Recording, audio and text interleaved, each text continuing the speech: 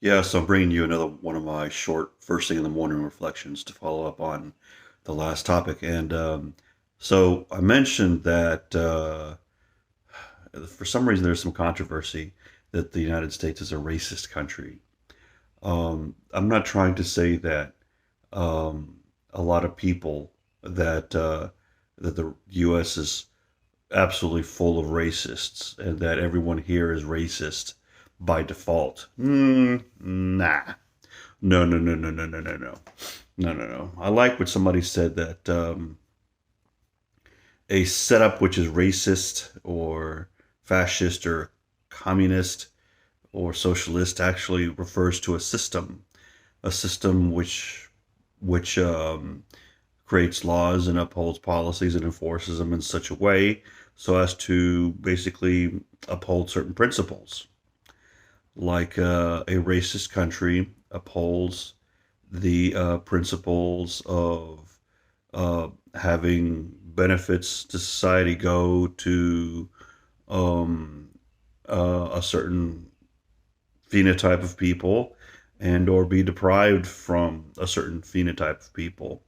And you see this a lot in settler colonial societies like the United States, like, for example, all over the English, Spanish, and French empires, all over Russia, for example, because Russia is, of course, originally that little part between Kiev and Moscow, but it expanded well into a where basically Eskimos and Mongols and Manchurians were, and so what to do with all those people.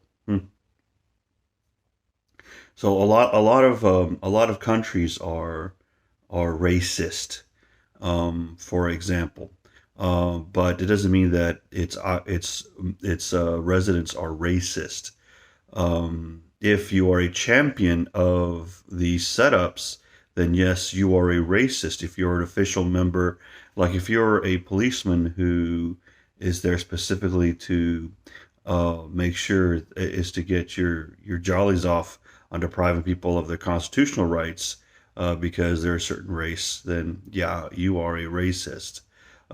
If you get into political commentary in order to create racial divisions, you are a racist. In other words, if you make it your job or your passion, or even your avocation in support of people who, or systems or regimes that are or laws, for example, that enforce preferences of one phenotype over another one, that you are a racist. However,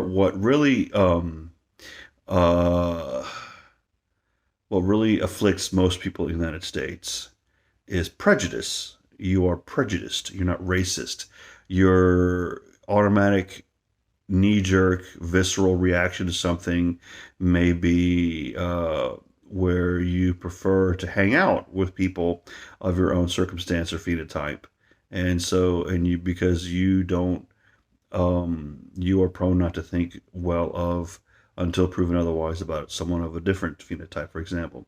Um, if you are, if, for example, you are okay with the treatment given to someone uh, like uh, George Floyd, uh, because you believe the stuff that they tell you that he was on the under the influence of drugs and he had a very long rap sheet and stuff like that, stuff that doesn't apply. And then if you and you could be explained otherwise as to why that's a wrong point of view because none of that stuff does apply in his case, then you're just simply prejudiced. If you hang out, if you're like if you are a member of a fraternity or sorority and for some reason you don't pick a lot of people of another race and uh, because just not out of principle necessarily, but out of preference, you're a prejudiced person. You know, there's prejudices all over. Prejudice is an ingredient, but it's not the sufficient condition of racism. For example, it's nothing systemic. It's nothing systemic. It's something that is with us in all over the world, and it's enough to trigger a lot of reactions. For example, if you're prejudiced, then when people talk about white supremacy, or when people talk about Israel/Palestine a certain way that you've always heard of, but all of a sudden, the conversation changes, and you feel a little bit triggered, then until you kind of warm up to something else, then you're just prejudice. If you are evolved, then if you evolve in your belief system like this, like then your prejudices become overcome by better information, and you are a healthy intellectual being in that sense. So hopefully, I'm not going to hold out a lot of hope that we're going to convert a lot of racists in the United States. But actually, with a lot of this being discussed with respect to the motivations behind and the impetuses behind what's going on in Israel, Palestine, what's going on with policing in the United States and sentencing in the United States, and what's going on with, let's say, COVID COVID vaccine availability, that people who are prejudiced, for example, who are not ones to see those things as racist dynamics, but can be brought to understand them as such. I'm holding out for that. Okay. Well, just salute to all you prejudiced people in the United States. I hope we get to talk a little more, and we get to uh, figure out why the world is changing in a certain way. And to all you racists in the United States, God bless you.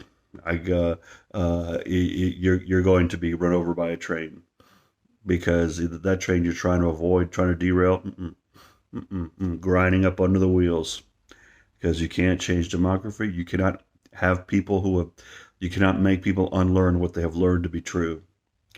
So anyway, those are my way too early reflections on this day. Talk to you later. Bye bye.